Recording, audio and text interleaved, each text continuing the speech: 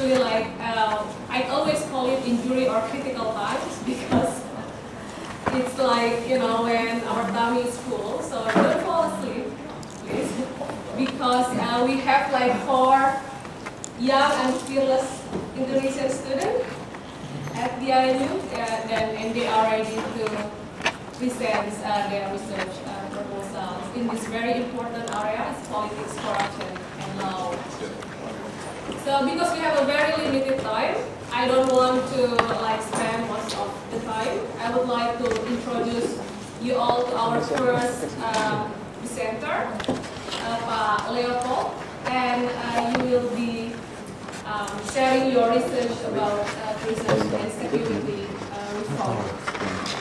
The title is Overcoming Prison Crawford in Indonesia, Political Economy of Criminal Justice. And Pak Leopold himself has a long and intensive working experience in the area of security and human rights. And he was also working as a law coordinator at the Asia Commission, and one of the very prominent international NGOs in Indonesia. So without further ado, I would like to please welcome Bapak Leopold, a very brave man studying about prison. Okay, thank you. This is a very depressing topic, I guess. But I hope it can spice up your meals if you're still having it. My research is actually about the political economy of prison overcrowding in Indonesia. It is not very well known, perhaps, but let me start with some basic information. You know that we have 240 million people, but actually we have in number of detention facilities almost 200,000 inmates, including those in the police detention cells. Directorate General of Correction has around 175 facilities.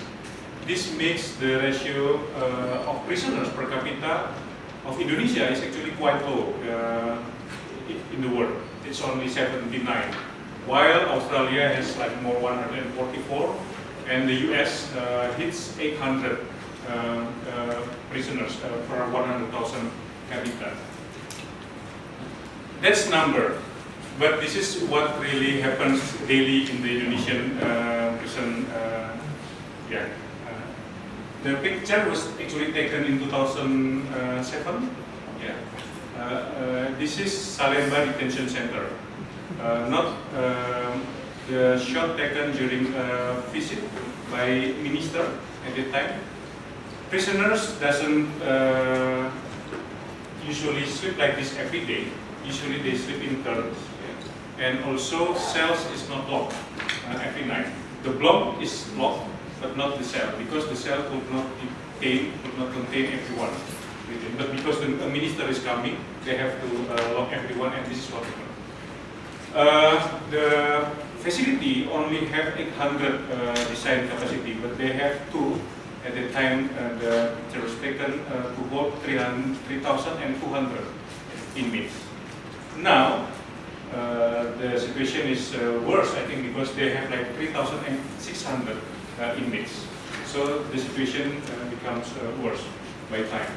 In many facilities in capital city Indonesia, they have to hold more than 500% of their capacity, design capacity.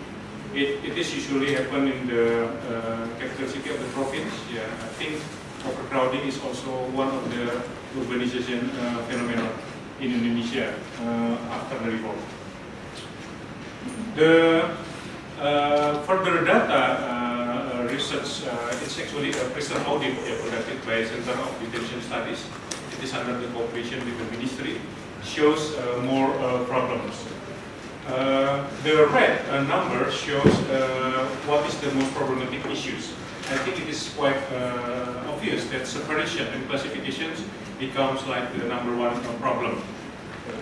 People, like offenders coming from committing different offenses, just put together in the same facilities. Some those are convicts, some still waiting for a trial, because not every province has like separated facilities. More than 85% of juveniles, like child under 18 share roof with the male adults, also the female one. Yeah. We don't have enough facilities for juvenile and also for women in Indonesia. That's the problem. The other problem is with the health service. Last year, 2014, government allocated 0 rupiahs for health service. Yeah. It really depends on each warden, each head of the prisons to accommodate this. Bedding space also becomes a problem because of the overcrowding. I think the only part that we score a good point is on the religion. Because in every prison we have like worship place, mosques or like churches, yeah. And that's the kind of like services I think most prison is excellent. Personal hygiene and sanitation, you have to share like your towel with 7 other inmates. I think that's also the issue looking at the budget at the moment. You have to, for meals, it is allocated 65 cents per inmates per day for 3 meals, like 6.500 rupiah per hari. And it is not really like, you will not get the whole thing. There are a number of like attempts made by the government to deal with the prison overcrowding problem. The first one is by constructing more prisons. Yeah. Between 2010 2014, the government has allocated like 2 trillion, almost 200 million Australian dollar, yeah, to provide more space. But it only add like more around 12,000 more space. While in the same period, the number of inmates explodes. More than 50,000 inmates. So it's like never-ending race. You could not really beat like the influx of new inmates. The other very dangerous approach, also adopted by the government, by relaxing the release procedures, legal release procedures, by providing parole, early release, remission, and so on.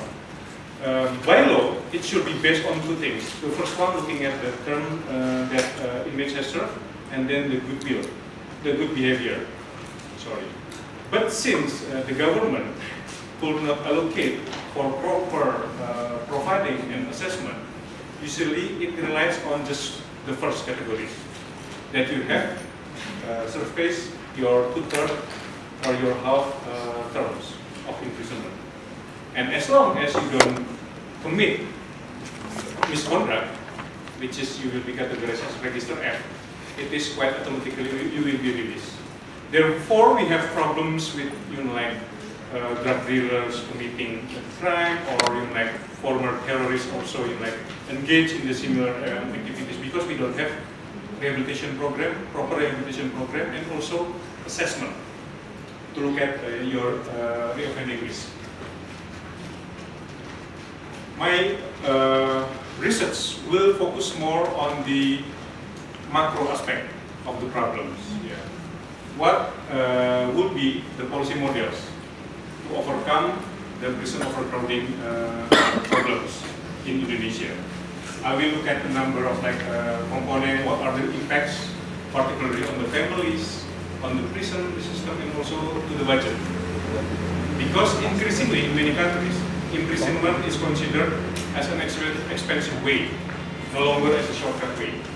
But it is no longer an approach in Indonesia. And then the other factor is what are the underlying and driving factors to understand this. And how to learn how other countries deal with this problem, not only the developed one, but also in the developing countries. Like in Asia, Thailand, Philippines also has a problem with overcrowding. Yeah, I will be looking more on the macro aspect. Yeah, in this presentation, because I have limited time, I will just looking at 2, I think, aspect: excessive extra detention and no alternative to imprisonment.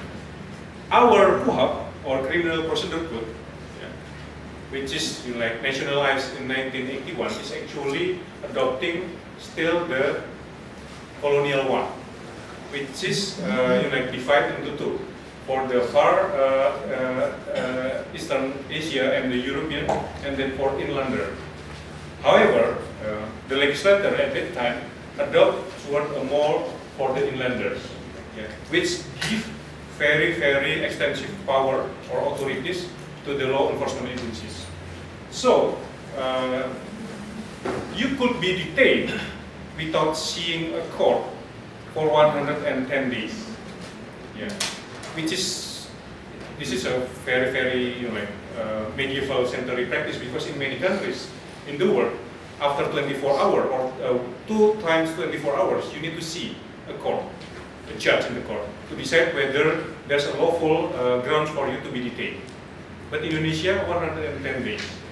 And by the time you bring to the court until a judge hearing your case, you will be there for almost like, what, 4 months.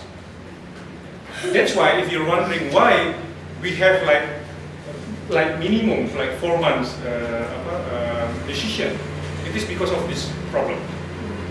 And I conducted with the Asia Foundation like 2 previous studies, which is I think the ground of my PhD, that 98% of the offenders are detained regardless of your case.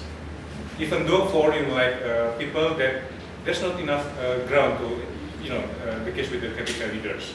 Or even if I'm the kepala sekolah capital of an elementary school, I hit someone in the road, yeah, I will be detained. It is very, very much the case. To the maximum of 110 days, while actually the investigation completed in the first week of the investigation. And you will just there, sitting in the police detention cell, yeah, without doing anything, because actually there's nothing done to you. And KUHP allows them. What are the possible solutions that I've tried to construct at the moment is try to limit the power of the police and then the prosecutor to detain a person beyond 24 hours. The current draft bill of the Criminal Procedure Code, which is now in the Parliament, already limit to 5 days. Actually, it was limited in the previous 2 drafts to 1 day, but there's some negotiation between the police and then the Parliament, and it has increased the threshold to 5 days. And it is important for the police to present the case, because for the police to confiscate properties, they need courts, decision decree. It is to your property, but why to your freedom? The police doesn't have to have this decree. Yeah, the problem in Indonesia is no alternative sentencing. We only recognize 2 types of sentencing because our KUHP is also dated 1893 something.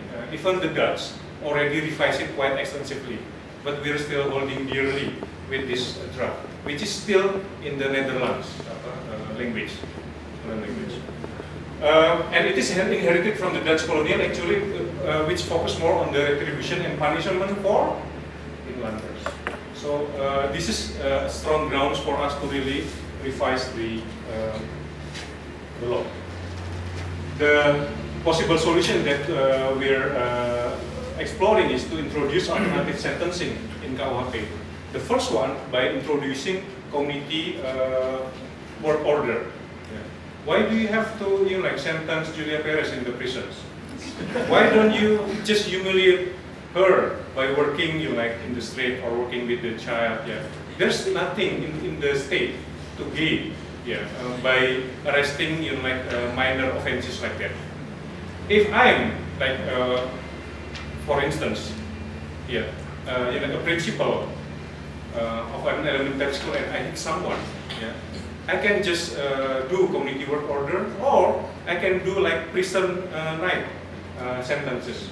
I will work from the morning until the evening and then sleep in the prison. That will significantly reduce the burden of my family and also by the government. And the other alternative sentence is supervision sentence. It is also for those under 1 year of imprisonment sentence. And our data shows that it can release more than 35% of current convicts now in the prison. Or other type of sentences,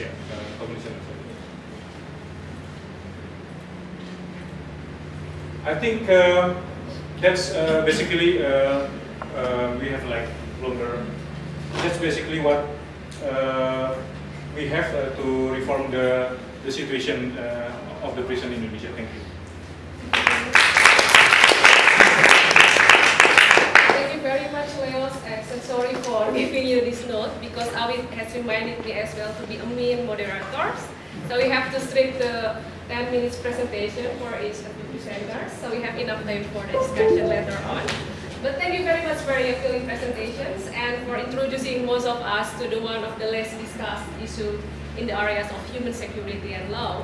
And now we are moving to Banten province. It's like the western province of the Java Islands, which I think its local political economic has been characterized by, the strong domination of one political dynasty and a strong network of Jawara. And in this context, Dini will share his research proposals about the struggles of civil society organizations against corruption in Banten province. And you are a master student in the Asia Pacific Studies, and she was working at the Indonesian Institute of Science of LIPI. I'm handing it to you, Dini. Mangga. Thank you, Madam Chair. So I would like to present my sub-thesis proposal. So I have to emphasize this is still a proposal and this is a sub-thesis. So I haven't have enough time like MPhil or PhD student to do the research. It's less than 1 year. It's about civil society in Post-Soeharto Indonesia, focusing on civil society against the corruption in Banten. Here's my structure of the presentation. First, research objectives, and then I'll go to background, why I do this research. And then the third will be what is my research question, and then I will present my literature review. And next will be my research method. And next will be my provisional conclusions. And then last, provisional structure of my thesis. I have 3 research objectives. First, I would like to demonstrate whether the research, the civil society in Banten could contribute to the democracy or vice versa, co-opted by the oligarchs. And then, second, I would like to enrich the studies of Indonesia's democratization and decentralization, especially the role of non-state actors. And then the third, complement the studies about Banten, which has been mostly focused on the oligarchs. So, as we know that Indonesia's democratization does not only bring some success, like re-election, decentralization, or vibrant civil society, it also brings some failures, like the elite hijacks, and then the emergence of many political dynasties, just like happened in South Sulawesi, Riau, and also, of course, in Banten, and then it then emerged the rampant corruption.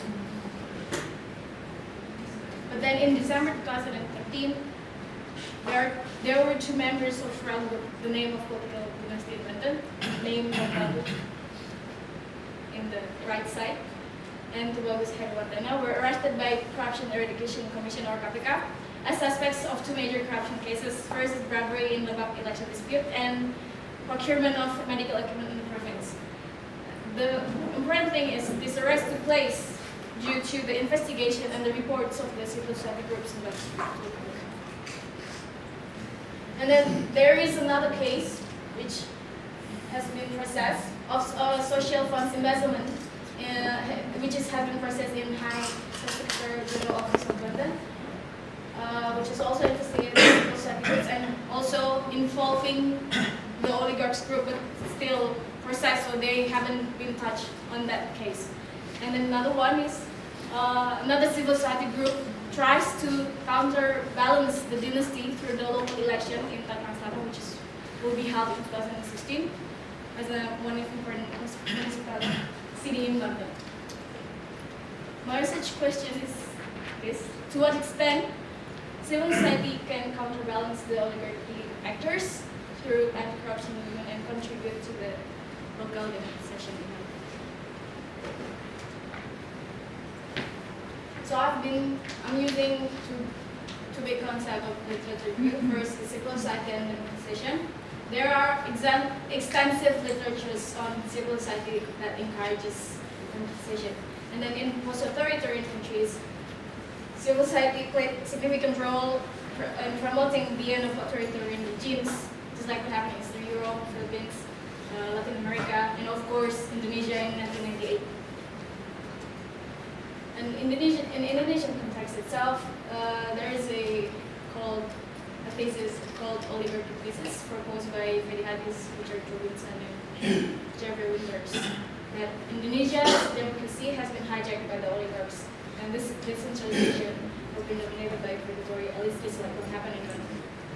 And then Indonesian democracy has been evolved from elites and how they preserve their wealth for themselves, and it has not really changed the situation compared to the authoritarian era. So in this case, the civil society is generally weak and marginalized. So according to Winters, it happens because the civil society is highly fragmented and poorly organized. So the oligarchs would still be dominated in Indonesian politics most of the time. But then, because there's Professor Edward Aspina. But in another camp, some experts like Marcus Missner and Edward Aspina said that civil society groups actually have an important catalyst for Indonesia's democratization, and the relation between civil society and elites is not always involving conflict. It also involving coalition. Depends on the interests that lie behind. Second, civil society and corruption. So according to Charles and Sudaryono, CSOs have genuine concern for public interest, for example, combating corruption, which in turn will encourage democratization. And then they are not only doing the monitoring function and bring the corrupt politicians to justice, but also initiating policy reforms and safeguarding the implementation. In Indonesian context itself, it is proved that civil society organization is actually have taken the leading role of anti-corruption movement, especially after the Soeharto era, both in practical levels like investigating and reporting the case, and also in strategic level like pushing for institutional reform, like forming like KPK. And then in local context itself, in decentralized Indonesia, the report that corruption indication always comes from public, like ordinary citizen or non-governmental organization or NGO coalitions, not from the government law enforcement agency or as well as the regulatory body. So it is important. Civil society have played a significant role in anti-corruption movement in Indonesia. My research method is qualitative descriptive nature. I choose the case study as the strategy. So the data will be specific only about Banten, but I think, however, it will be useful to develop the theories on the state civil society relations. So it could be used as an analytic generalization. And the sources will be primary, like interviews. So I will do my fieldwork. I hope I can do it next month. And secondary resources sources will be archival and public. So this is my provisional conclusions. Civil society in Banten is quite strong to counterbalance the oligarchic forces in the province. But if the question is to what extent, it should be a limit. It should be a limit on the strength of the civil societies. But I haven't found it yet because I haven't done the fieldwork. So I'll find it later. And this is my provisional structure of the thesis. The second chapter will be overview, how the emergence of political dynasty and what are the corruption sketches that they're involved in. And then the third will be the map of civil society in Banten and what are the strategy of anti-corruption movement. And then the next will be the civil society and oligarchs in Banten, the change and continuity, what happened next after the arrest of the two members of the political dynasty. last support scholarship. So thank you. Your further advices and comments are highly appreciated. Thank you very much. Yeah, it's very like an informative and sounds very valuable research about GSO in Banten. And now when I was in Bandung and Jakarta a few weeks ago, I saw so many construction sites, and it has like Agung Podomoro everywhere. So it made me thinking, what is this Agung Podomoro? Like, what is Agung Podomoro? So it was kind of coincidence that one of our presenters today will share about his research proposals about the political economy of the construction industry. And it will be presented by Pak Danang Widoyoko, a PhD candidate of the ANU Department of Political and Social Change. And I know that he was also a coordinator of Indonesian Corruption Watch. And I think you must all know that this is a very well-known and effective anti-corruption NGOs in Indonesia. So please welcome Pak Danang. Check out the Sure. USB because USB for student creation. Agung Podomoro is not the construction, it's a real estate. It's a different sector. Okay. Usually they subcontracted to the construction company. Okay.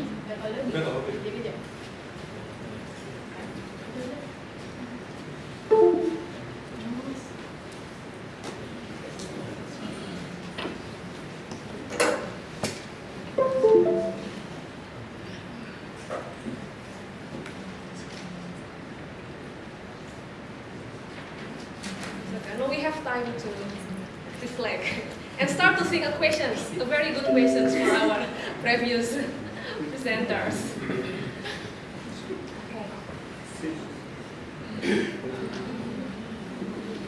Thank you for the opportunity. Actually, it is ongoing process. I'm still discussing with my supervisor, Yusuf Aspina. He's there. And even in the last week, it's changing because usually I want to compare several provinces, but the latest discussion with Ed, I changed into single case studies because of the access to data. But let me start with this picture. So all of you familiar with this picture that this is the scandal of the Democrat Party. And the case is actually in the construction, how they arrange to shift the budget, state budget into they take grants and through various mechanisms for the financing of the political party and money expenses. So this case still happen, and it's not only at national level at Jakarta, but also at local level. Even in the Banten, one of the case also in the construction sector, particularly because the brother of the governor also the head of the local Kadin. So the construction sector actually is like the heart of the corruption and the politics in Indonesia. So that's why this issue. I'm interested to study the issue further. But corruption and construction is not an Indonesian problem. It is a global problem. So I talked to the last year. I discussed my topic with Professor Halil. He said, why did you choose construction? It's always corrupt, not only in Indonesia but also in Australia and everywhere. So it's just one of the really the side of the corruption. Even according to the Bribery Perception Index by Transparency International in 2008 and 2011, and put consecutive survey, they put the construction sector as the most corrupt industry compared to other sector. And why it's corrupt? There are several explanations. The first that the main client of construction is government, and the disbursement. Actually, it's not the disbursement, but also since the planning into the execution, involving various people within the bureaucracy and politics as well as in business. And also the complexity of construction sector usually require numerous subcontractors and suppliers. Like Agung Podomoro actually is a client, so he subcontracted to them maybe Adikarya, Wijaya Karya, those are the biggest companies, or private like Lautan Berlian, but usually those are also subcontracting to the smaller company. So it's quite a complex business system. And Indonesia actually has implemented numerous reforms. So despite of the high corruption cases, but Indonesia actually has carried out several reform like in politics. You know, we have a regular election, free election, direct election that create competitive environment. And in economy, good governance reform reduce the government intervention and make a competitive market. So that's why in the construction that every government spending should be organized through fair tender. And now the government implement like e-procurement or online tender to make more competitive. And in law, legal reform also established numerous institutions to ensure check and balances among the power, like the establishment of the KPK, Corruption Education Commission, that make corruption become dangerous. I mean, many perpetrator has been imprisoned by the KPK. And particularly in the procurement reform, through there are various reforms to eradicate rent seeking, like it's not only e-procurement but also like the establishment of the KPPU or anti-monopoly commission to ensure that the business will work in the fair market, in the transparent market. And also the government has created online procurement.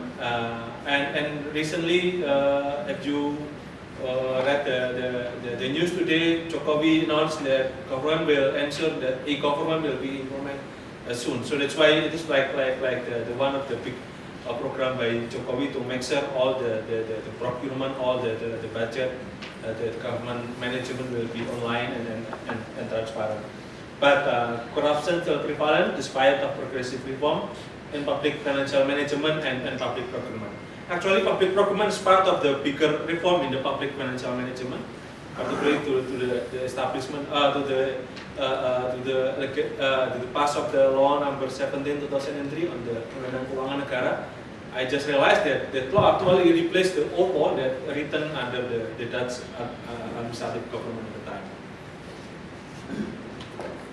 And corruption is not simply a moral problem, bad or bad guy, but or the agent betrayal in the principal agent approach.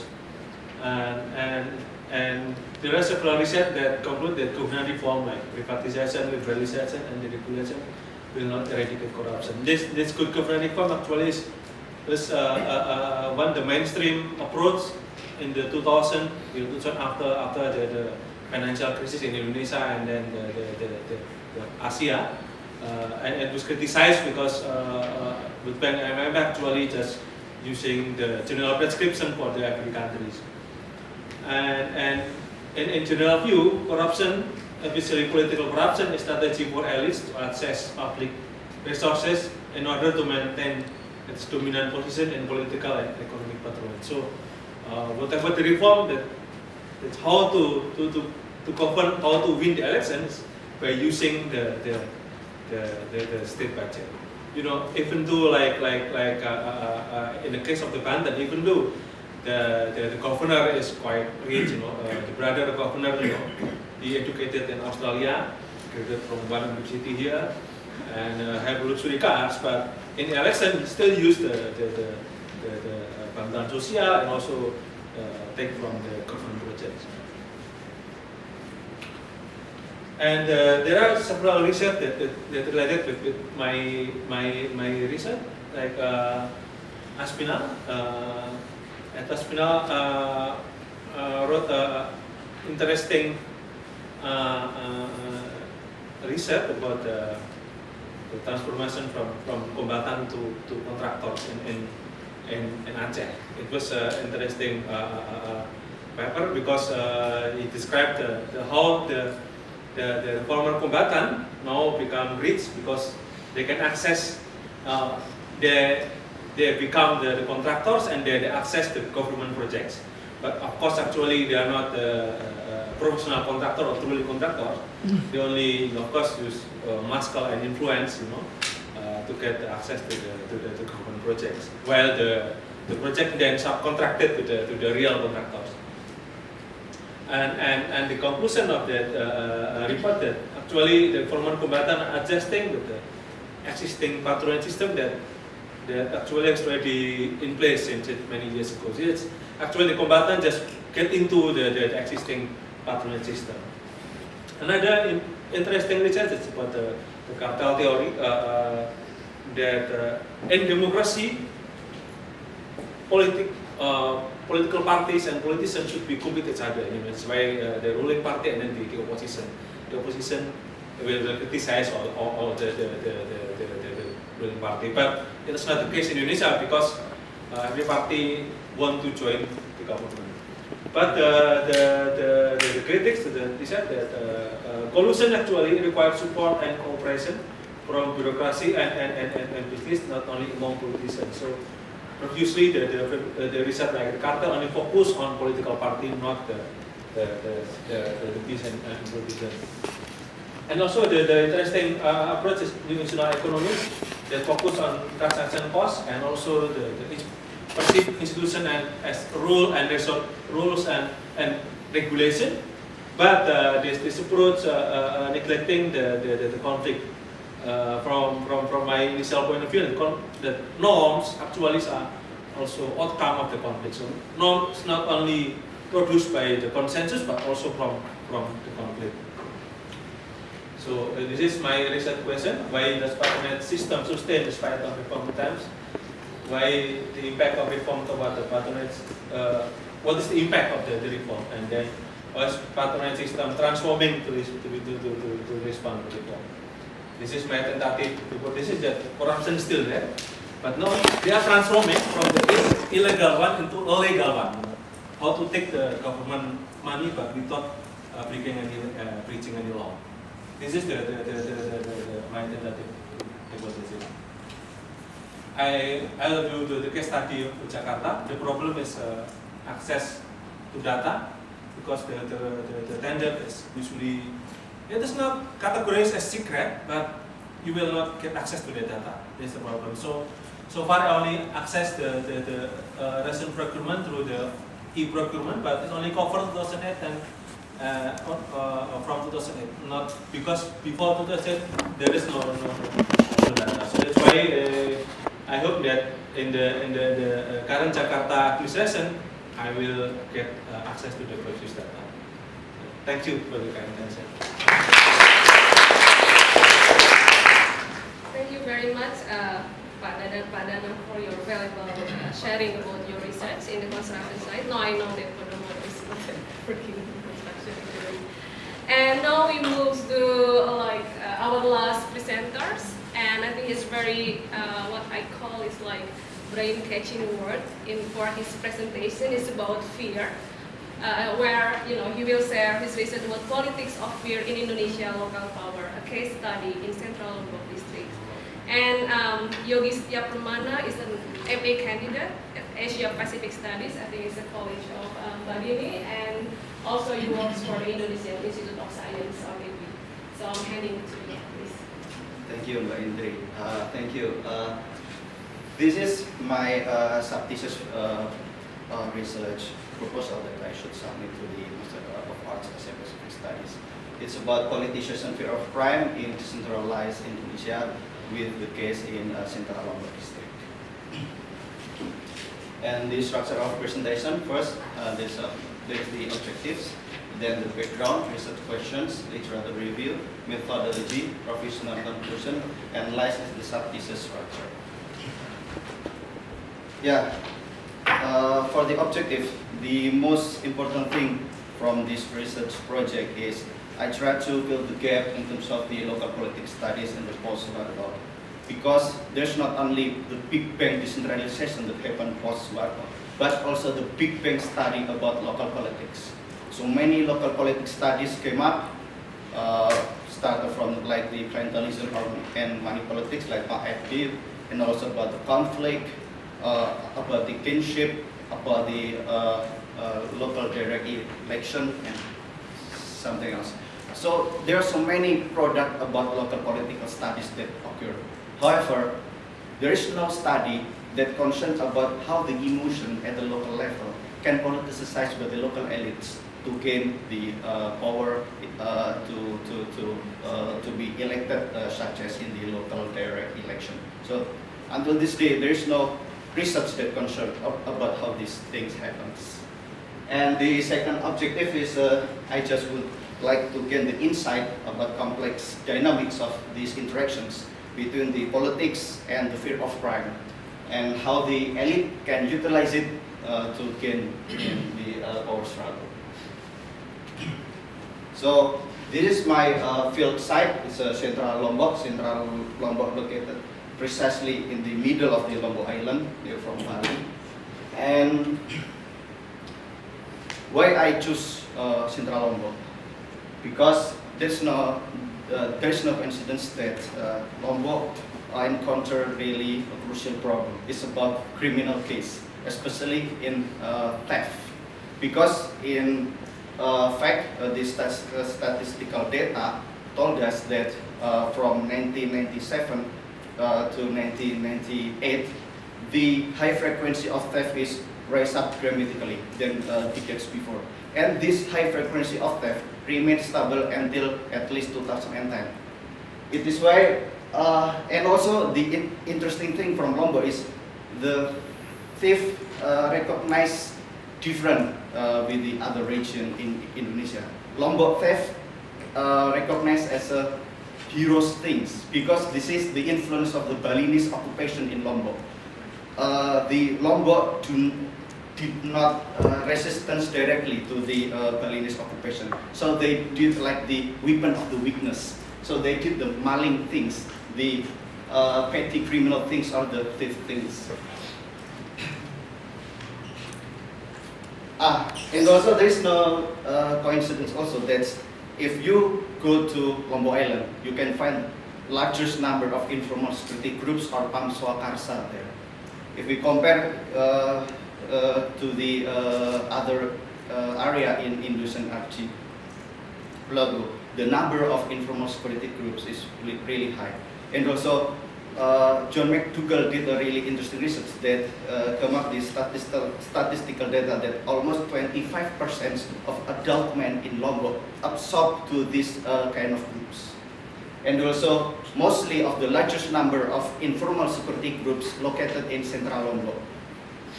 And this Central Lombok emerged and become really influential because at that time the police couldn't fulfill their role sufficiently because the thief well known can doing the magic things.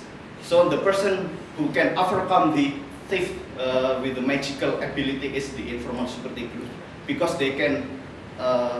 The myth is they can disappear and they do not stab with the machete or something. So this is why, because they fear about crime, the informal security group have like a legitimacy to conducting violence. They have informal court, so if maybe people become the perpetrators, they can capture and then bring to the like a host, and then they will give the punishment. And the violence will perceived by the Lombok people as a normality. It's not an extraordinary thing, but it is part of life. And also, we can see that after the two local direct election, the person who elected to become the mayor is the person who has strongly connected with the informal security groups. So the question is, who will be appointed again in this year election in October or November? This is part of, also in my research focus. The research question is, to what extent politicization fear of crime shapes local power? Yeah, actually this is really hard for me to find the literature review about fear because this is not really familiar things for me that my background is political studies. So in my preliminary study about fear, we can see that there are two camps of approach. First is a nature, and second is a nurture. Fear is a nature that people can feeling fear or feeling threatened because the adrenal glands in your body release hormone stress hormone, and then this is where we can feel fear or feeling threatened. But also, the other camp said that fear is not only because of your body metabolism, but also because of the socially and culturally constructed. This point is become my focus in my research study. Fear as a socially and culturally constructed. And this is the theory, my professional theory about fear of crime. Firstly, fear of crimes including various forms, like feeling threatened because people will get the physical harm, or lost their property, or lost their personal autonomy and dignity. And also, discourse about fear of crime influence how people define who and what they should fear. Because this quite interesting, because actually Indonesia experienced this thing, how the discourse about the communist people that penetrate by the state order define that the communist people is a threat, so they should punish. So this is why discourse of fear of crime influence how people perceive, think, and act, respond to the crime.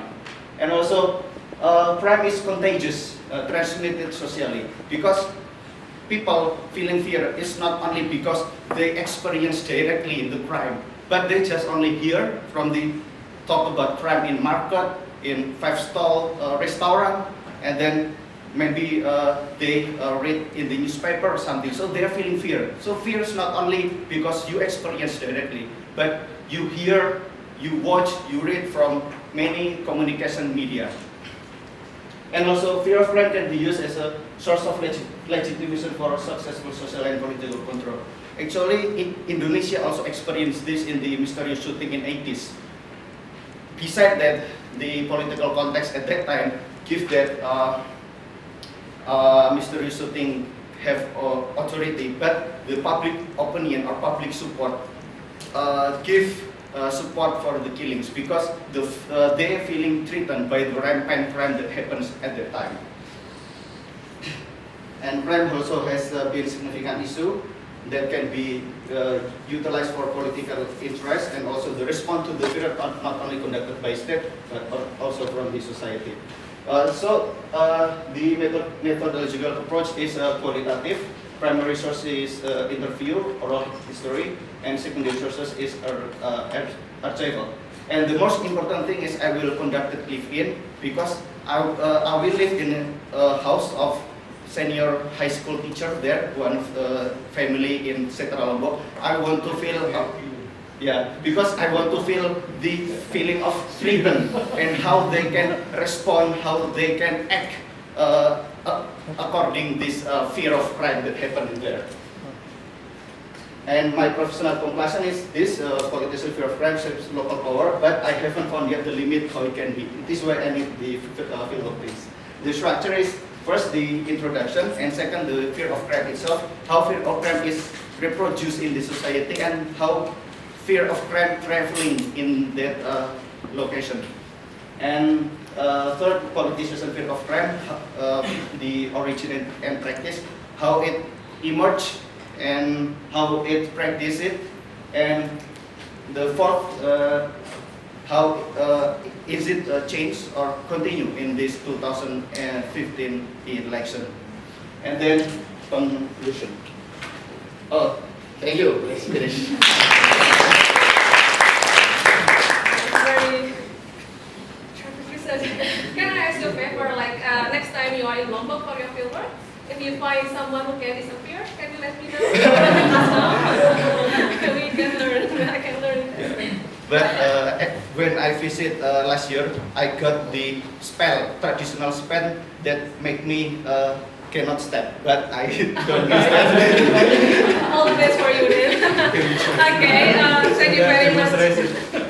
Thank you very much for our presenter. It's very appealing presentations. And now we open for a discussion. We still have 20 minutes. Pak Abid, can we have additional 5 minutes? I Yes, think we are yes. okay about that. Thank you. So let's open the discussion. I'm sure. Okay. Pawit first. Two questions. First, for Paleo. I understand that your research goes from law point of view, which is, I believe, law is your professional academic background. Just wonder whether is that possible to expand your analytical tools to involve more multidimensional aspects. For instance, economic aspects, government budget, for instance. The condition of prison in Indonesia is poor because the government has no money to build up, modern and convenient prison. I don't know what is modern. It has Wi-Fi. Yeah, but I mean, yeah, it is true because also we can compare. India also has bad prison, and then but Australia and United States, for instance, have very modern and convenient prisons. I just wonder whether you focus only on law or also expand your research involve other dimensional aspects. The second question to Dini, you made a firm dichotomy. Oligarchs are all bad guys. Civil societies are all good guys. Is that true? I mean, in many cases, and in Indonesian case, civil societies are often co-opted or infiltrated by bad power. Civil societies are often manipulated by oligarchs to bad things. So I think you have to be careful in defining oligarchs. What do you mean by oligarch, and also what do you mean by civil society? Thank you. Thank you very much. The next. Yeah, I have three questions. One for Leo, one for Dini, and one for Yogi.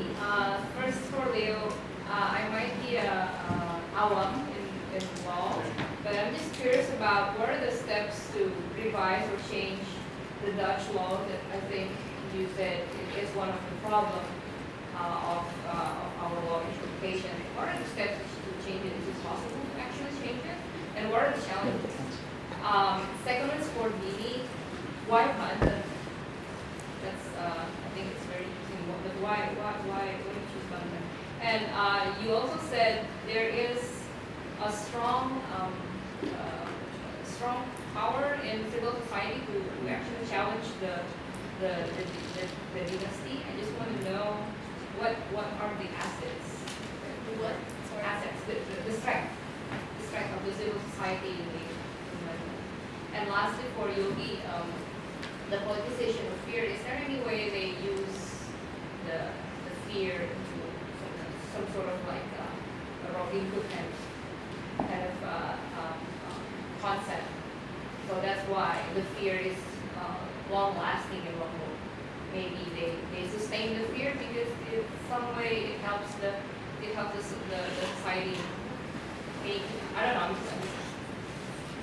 Thank you very much, Resta. Is there another one more question for Danang? No. I just want her to be equal. Okay. No one has a question so far. Okay. Maybe later Can I ask others a can question? you can respond. About it is a very interesting topic and relates to Oh, you asked me. Tidak boleh. It's okay. How your preliminary study found the role of media in Lombok Tengah plays, because distortion of what people do face, what they fear of, and how the policy respond with quite be very distorted by the media. So we have to already to people who ask questions. So many questions actually. Okay, so I will let all of you to respond to address the questions. Who wants to go first? Yeah. Okay, thank you. I would address first for Mas Leo question. The role of media in Central Lombok is the fear of crime. if when I went to the preliminary research last year to the Central Lombok, mostly the people don't obtain the story about crime to the like newspaper or something, like the official communication media like newspaper, because the access to the newspaper is not really high. But the exposure to the media, it's more with the informal communication, like in the market they talk about crime, and then how in the mosque like a religious preaching, and then they obtain the story about fear, and then when they go to the like food stall place, and then they discuss about the crime that happens there. So the access to the media is not really high. In this thing is the newspaper. So it is why the media until this day I don't see the significant thing that they made. However, this is the things that I would like to assess when I will go to the research site there, because I also have assumption that because I just did the preliminary, so I will dig deeper about the communication media that's spreading the power, because we believe that how the story about crime travel, they need means, they need vehicle to traveling. So what, I don't know what is the significant things. Is it the newspaper or something else? And about Preta, sorry, I cannot follow your question fully.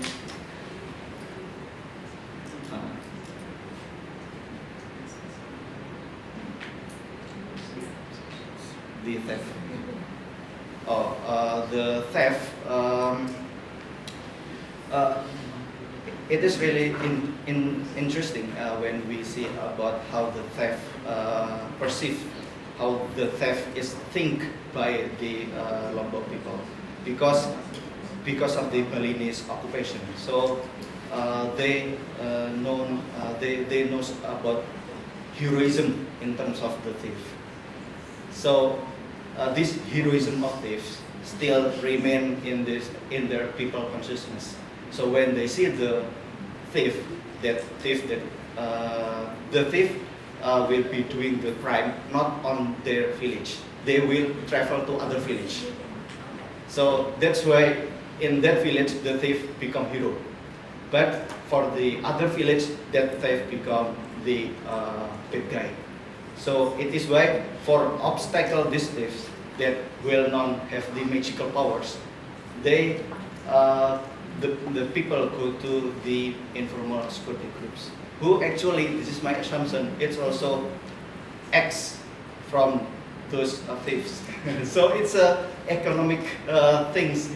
The gameplay will be the thief and will be not the thieves. So that's the thing that, yeah. So this is the thing that I would like to dig deeper again in my field. Thank you. And for Leo, would you like to answer questions from Awit and Reza?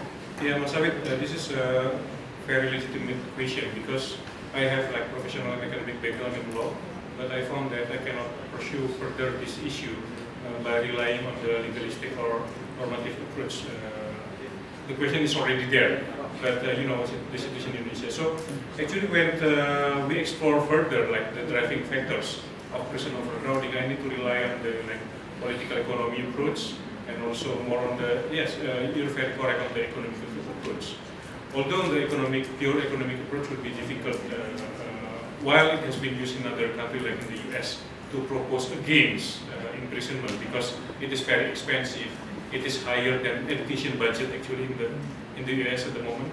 But in Indonesia, we don't have this mentality.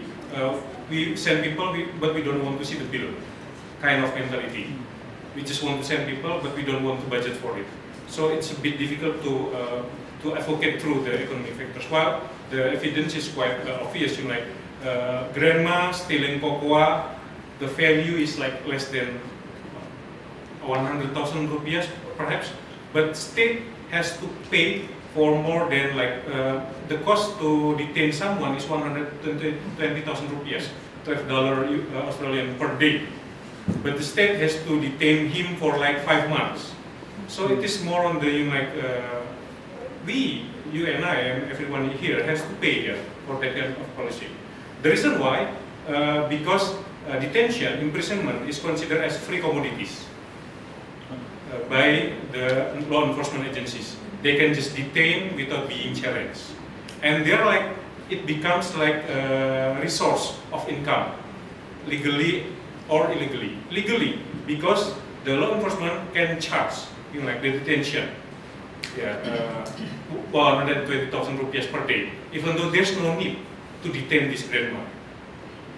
That's why we need to really use the political and economy analysis to further this issue. For Greta, I think it has been like 30-40 year question why we haven't revised. I think since as early as 1663, there has been an effort to reform the code, the criminal code and criminal procedure code, which is really not succeed because the government, I think, until now still not sure which approach should be used. Is it a codification? Everything should be regulated in one codex, in one book, or just what we have now, regulated in different law and regulation. And I think it is a bit ambitious to put everything in the code because our nation is still in the transition period. We just criminalized 323 new offenses in the last 15 years after reform, and it's growing. And it will be really difficult. The other problem is Indonesia now. I think it is in the situation where contesting values really unite in the states. We have like Islamic law. We have reviving adat law in a number of areas. We have different value of law system is competing, and it requires a long debate. While when we are halfway, it may no longer relevant, the first chapter. So I think I will propose for more like regulated in different law. But the possibility is there because DPR is deliberating the bill. Thank you. Thank you, Dr. Masawit, for reminding me to not really like to be aware of the economy being is that the oligarchy always being the bad guys and the society of the always being the good guys. It's actually I've read the presentation of PhD student in Finance. He also done research in Banten of political corruption. This thesis said that the civil society is not really being corrupted actually, but they are generally weak. So, and the corruption case is not the case that make the Ratu and other oligarchs in Banten being arrested by the KPK. But and what I'm going to try to find is why this case and what is different, what kind of strategy that civil society do. So they succeeded just like that. So of course I will not assess the civil society being formed by the oligarchs because they have so many other civil society who receive like social aid funds. But thank you. I will be aware of that. And Bareta, why Banten? Because I think Banten is one of the biggest political dynasty and one of the political dynasty that almost meet its downfall. Maybe. Maybe. I don't know. I still assess on that. But, other areas just like South Sulawesi, the Leopold dynasty still on power. Of course, the Hasan Soib Roundtable dynasty in Banten still in power, but the matriarch, the Ratu is arrested. So what happened next? So that's why I choose Banten. And I think one of the strengths of civil society in Banten is because it gets national exposure. like Indonesian Corruption Watch involved in the investigation and the report to KPK, Mas Adi Erawan, and then Saiful Mujani from Saiful Mujani Research Center initiated what is called as Jaringan Pemilih Tangerang Selatan. So that civil society is trying to counterbalance Irene Rahmidiani, who will candidate herself again in 2016 Tangerang Selatan local election. So I guess that's the strength, and others I will have to find. Do you think those strengths will sustain? Until today, yes, because it's still ongoing. Okay, thank you very much. We still have time, and I've got like, can we have one, because then, okay. Actually, they already gave me a message like they want to have a feedback from you. Like, oh yeah, they all like just like give me a message to to ask for advice. Okay, so bye. Well, actually, I only had a comment for Yogi, actually. Okay. I was thinking maybe with the others we can talk later. But what I was going to say to Yogi, I think you have a few challenges in your research. One is that two really struck me, really. Okay, so one is that, okay, you're interested in the impact of fear on politics. But how do we know how important fear is compared to all the other issues which would come up in a Pitcada, infrastructure, religion, personal connections, corruption, and all those other issues. How do we judge that crime or the fear of crime is important? That's one challenge. The second challenge is what you just said yourself, actually. It's about the role of the Pamswakasa, or it's like a preman group, right? So the problem is that they are both the source of protection against crime and the source of crime, actually.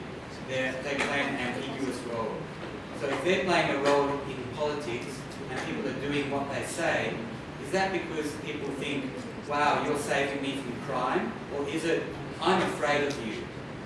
So that's something you need to be really careful about. So I just have one suggestion for a method that you're going to live in a village. Maybe one thing you could do is map the team success in the village. And that shouldn't be too hard, because usually the candidates will have their team success and you can find out who the coordinators are, and then they'll have the people under them and so on. And if the Pamswakasa are not involved in the team success, I suspect that means that those issues to do with criminality and crime and fear are maybe not that central to politics. Maybe if the team success is more like, Guru Nachi or Ibu Ekaka or whatever, maybe that's what politics is really more focused on. So that's just a suggestion, but I think it's a difficult one for you, because okay, people will be talking about crime, but how do you really show that that has an impact on politics when there are so many other issues coming up? And maybe to make it concrete, you can look at who is in the team success. Thank you, bye. Thank you very much, Pak. We still have like 3 minutes, but I saw many I still answer from you, so I'll give 2. But can you make a very brief question, and only one question? Okay, I think we already want.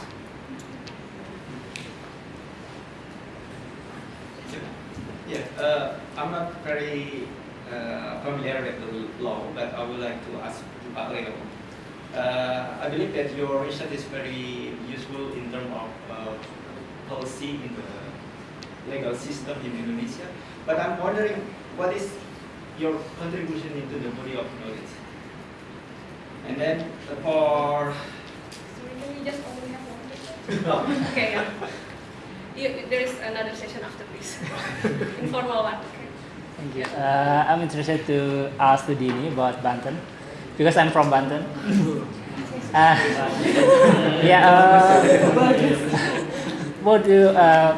I'm wondering if you are interested to look at another important actors in Banten. about ulama.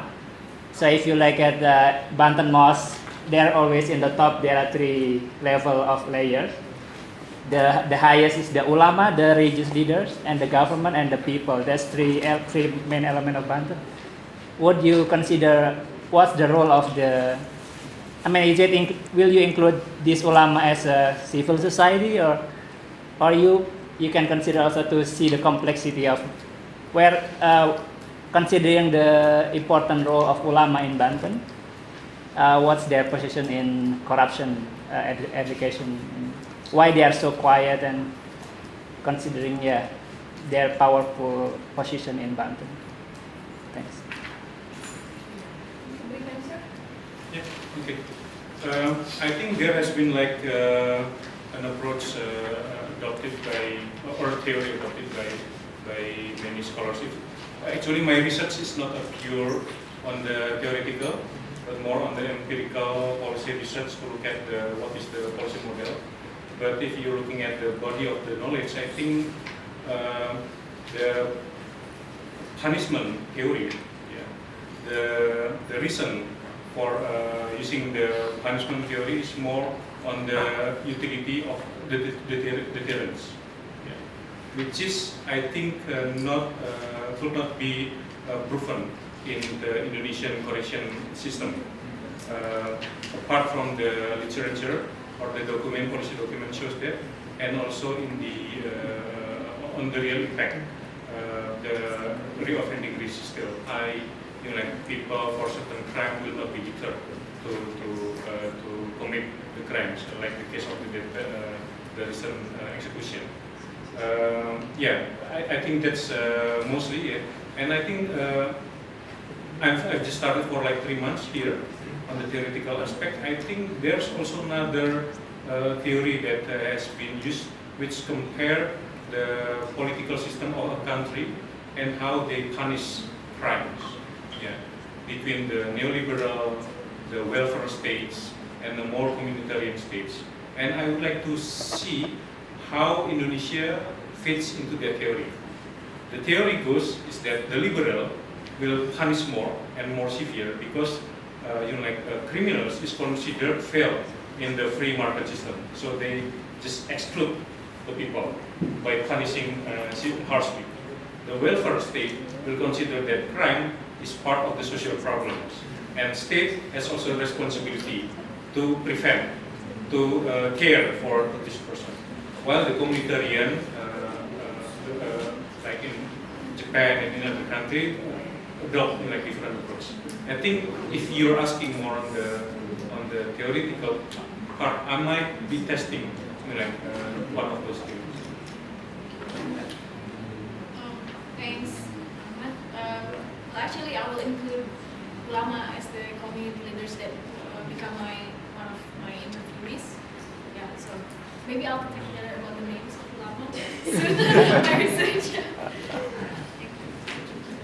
Yeah, for Pak Ed, thank you Pak Ed for this session. I will follow up this. Thank you.